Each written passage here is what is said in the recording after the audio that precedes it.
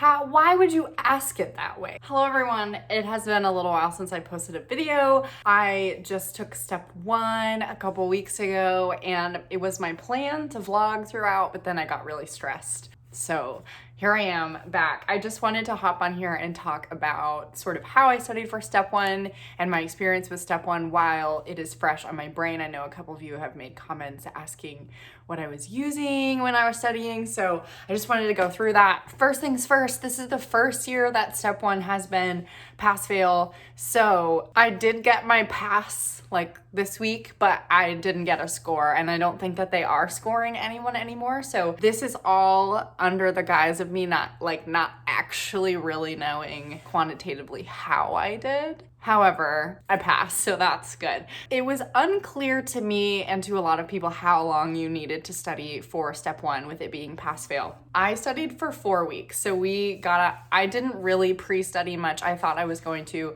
but I didn't. I bought UWorld, I bought the 30-day package, and I used it till the very last day. So I only studied for 4 weeks, and then I took my exam on a Monday. I think that was sufficient time. I will say that I know I, at baseline, am kind of a workaholic, so I had the idea that I might only study like X amount of hours a day, but in reality, I ended up working pretty much the minute I got up till the second I went to bed most days, and I only did, I want to say 3 practice exams. I waited like 10 days into studying to take my first practice exam, and then I think I took one a week after that. And then I started one a couple days before my exam, but didn't finish. I just wanted to like see a few more sections be like in a good score range. I never failed a practice exam, but I wouldn't say that I ever knocked one out of the park necessarily. Understanding that it is pass-fail, so I did my best in the time that I had. I did see a pretty big score jump from my first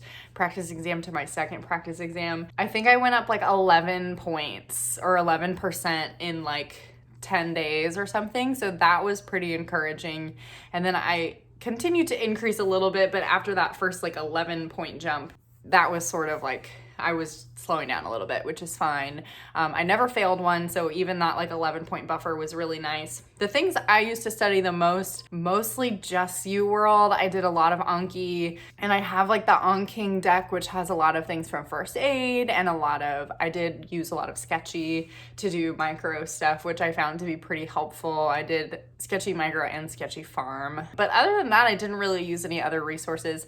I did not make it through all of the UWorld questions. I think I probably made it through like 60% of the Q bank. I ended up doing like, I can't remember, somewhere in the thousands of questions, but only like 1,000 something questions. I think there's like 3,000 total available. So that was it was tough to do that in 4 weeks. I feel like I didn't know that I could do as many UWorld questions as I could near the end. So like, I feel like this is pretty applicable in most parts of med school, but at the beginning of my dedicated period, I was like, oh, it's so hard to do 80 UWorld questions a day. And then after a couple of weeks of doing it, I'm like pumping out like 240 questions. And I'm like, if I would have known that I could do this level of UWorld questions, like when I was on my medicine rotation or my surgery rotation, like I would have been unstoppable. And if I would have been this productive in undergrad, I would have been unstoppable. So anyway, you just like grow a lot when you're doing dedicated. Those are the resources I use. That's how long I studied. I ended up passing.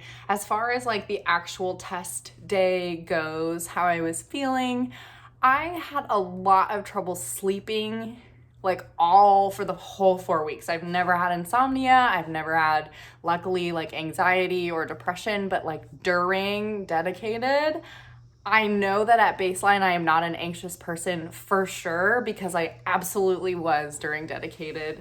And I saw this come out like especially at night when I was trying to sleep. I had such high hopes for dedicated that I would be sleeping super well every night and it was gonna be awesome and I was gonna be excited to learn about things, and I just unfortunately did not sleep for like 4 weeks.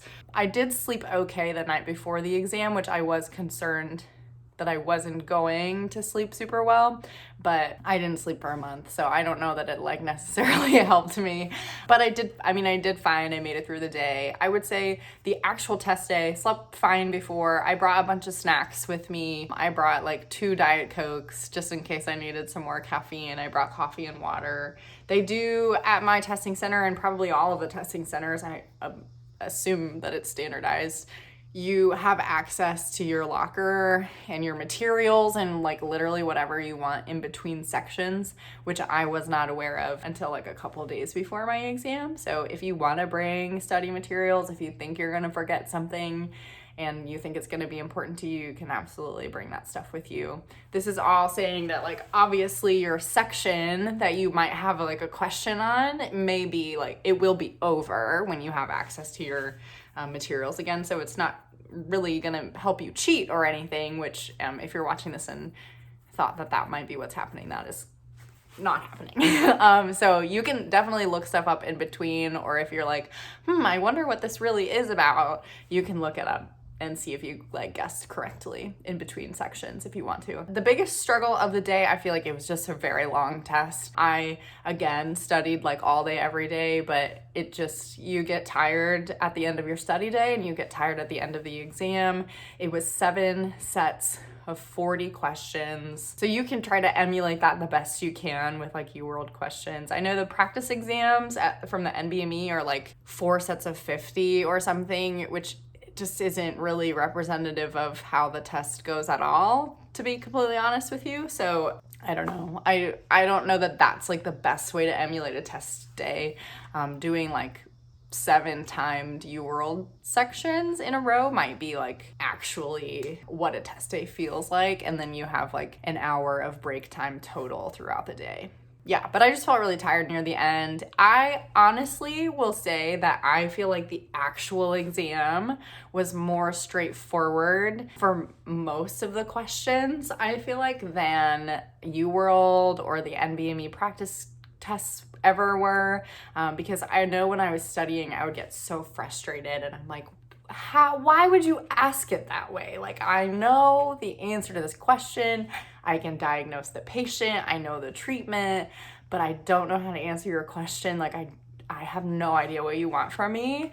I don't think I had a single question like that on the actual exam, which is good, because while I was studying, I'm like, if this is what it's like it's just chance for me to get this right. I think it was more straightforward. My first section I thought went like super well, and I was like, I'm about to score this. Like, go ahead and give me a score. This is gonna be great. And then I did not feel awesome about like a couple sections in the middle, and then I didn't feel really great about the last section either. So it's okay if you don't feel really good about it, because I passed and I didn't feel really good about it either. So yeah, I think as far as like stats go, I think Reddit and SDN or whatever, probably people have shared a bunch of their stats.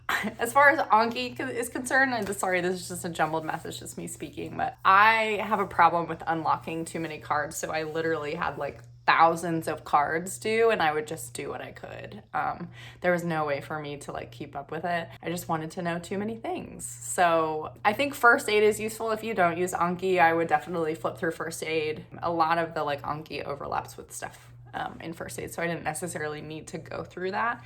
But there was one day where I was like on a road trip with a classmate, and we used first aid to study that day and like quizzed each other from that. He was taking step 2 and I was taking step 1, but it was still useful. So that's step 1 in a nutshell. I should have more videos coming out for you soon. I just got this like nail polish. Let me show you.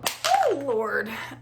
This company sent me these beautiful nail polishes that I'm gonna review for y'all. Look how cute they are. I'm so excited. Anyway, I'll treat myself with these. I just also, now that we're at the end of this video and you've gotten the information you need, if you're a true fan and you're still here, I just presented at my first conference today, which was pretty cool. I just did some research on blunt splenic trauma, and so I presented it at a surgical conference today, which was pretty cool. And I got a ton of questions, but I answered them all, and my attending told me good job, so that's all I can ask for. That is all I can ask for. All right, that's the end of this video. Thank you guys so much for watching. If you have specific questions about step 1 or med school or anything in particular, please let me know in the comments. I would love to help you out. Thank you. Bye.